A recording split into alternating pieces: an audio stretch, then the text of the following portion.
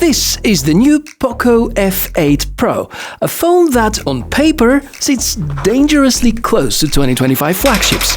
But now it's time for my real-world review, and I'm a little worried. Why? Let's inspect.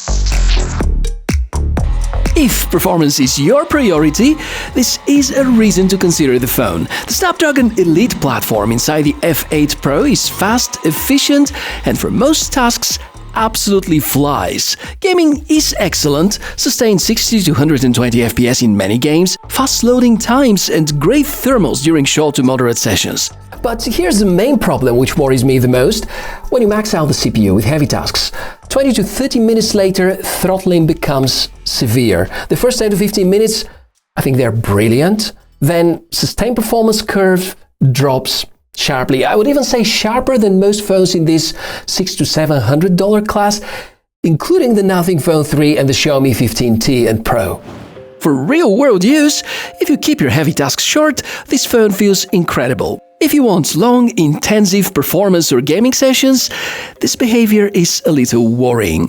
For sure, the system on a chip is capable, but the thermal envelope clearly isn't. Hopefully, some updates might impact this whole thing positively over time.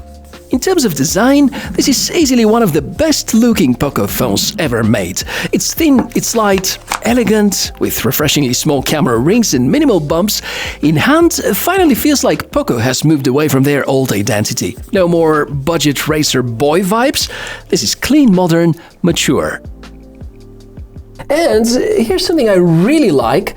It works perfectly with my variable ND filter clamp. So if you're into mobile filmmaking and recording mostly videos, this design is a good fit for professional or semi-professional purposes. It's not as premium as Xiaomi 15T Pro, but for the money, Poco is absolutely on the right track here.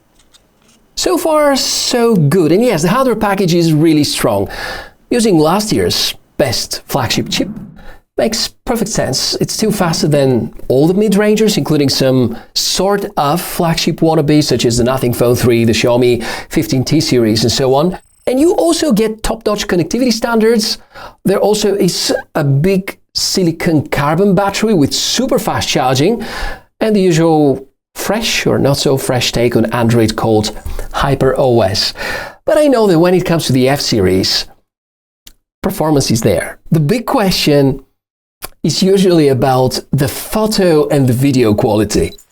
The main camera is alright, not amazing, not bad. It uses the same OV50 light hunter sensor we saw with the Xiaomi 15T and even last year's Poco F7 Pro, so no real upgrades despite the higher price. Photos in daytime are good, low light, noticeably behind true flagships and even some flagship wannabes. The ultra-wide is fine, nothing special about it. The real upgrade this year is the 2.5x telephoto powered by another OmniVision-made sensor, 60mm equivalent, pixel stacking and even a 5x zoom mode.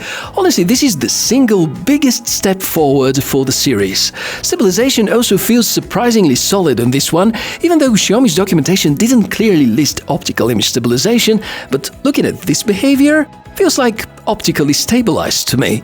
And the camera app, HyperOS gives you almost everything from Xiaomi's flagship line. Full Pro controls, video Pro mode, and even log video. That's huge for creators at this price. You know what else is huge? The sound by Bose branding. Here's a sample with the performance of the speakers. Yeah, that's really decent, and with the Ultra the difference is even more significant. Talking about connectivity now, and as expected from a Snapdragon Elite platform, all the important standards are present. Wi-Fi 7, modern Bluetooth version, NFC, infrared blaster, eSIM, and a genuinely good ultrasonic in-display fingerprint sensor. And yes, good news, Poco finally listened and put in a proper proximity sensor again. No surprises, this is just a very complete package. If I may take a minute to discuss the battery life, here's where I wasn't that positively impressed. The new supposedly single-cell silicon carbon 6210 mAh battery sounds promising, but HyperOS on this unit isn't well optimized yet. Standby drain is noticeably high, especially overnight. Under stress, the battery dips faster than expected from this capacity. Charging is excellent though, 100 watts fast charging and even reverse wired charging up to 22.5 watts. Kinda crazy a lot. But overall battery impressions? Right now, not on the level of Xiaomi 15 Pro or even last year's iQOO 13 as an example. I'm sure that updates are going to help, but this was the honest state during my testing.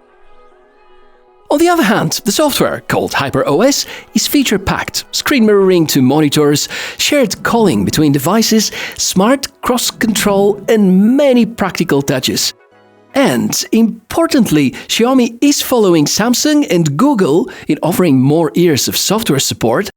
To me, it feels like there continue to be three key focus areas: the integration with HyperOS, which is represented through connectivity to many other Mi devices, a lot of customizations, including many beautiful themes, and last but not least, of course, AI. Most of it for free, which is nice. But there is bloatware, a lot of it. This is still classic Poco, and you might want to spend the first 10 minutes after the setup uninstalling or disabling random apps you didn't ask for. Speaking of this, we may make a list with all the drawbacks I've encountered.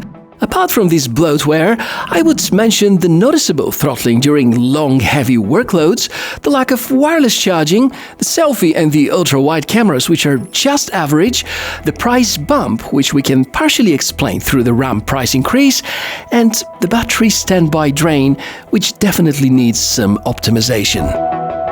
My verdict in the end, I think Poco is doing what they've been doing with the F Pro series for the last few years, offering last year's flagship performance at a much lower price. This phone is for sure fast. It has all the HyperOS features you would expect, and the new telephoto is genuinely good. Yes, the design is clearly a lot better, the audio is also better, and the value, it still stays very strong. But what worries me the most is the thermal performance of the Snapdragon Elite inside in the long run. If the throttling gets fixed through updates, this could be maybe one of the best sought-of flagships under 650 bucks. If not, I think it remains a crazy fast phone, but with a short fuse. So should you upgrade? If you own the F6 or the F7 Pro, no, I think you shouldn't. If you're coming from a Redmi Note or any of the other Xiaomi-made mid-rangers, this is going to be a big leap.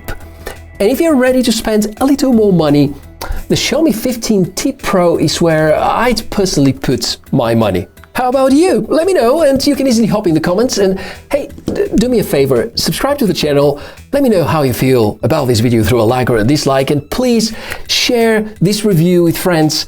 It's now more important than ever, and I thank you so much in advance for that. I'm Michael, you take good care of yourself, and I'll see you soon. Bye.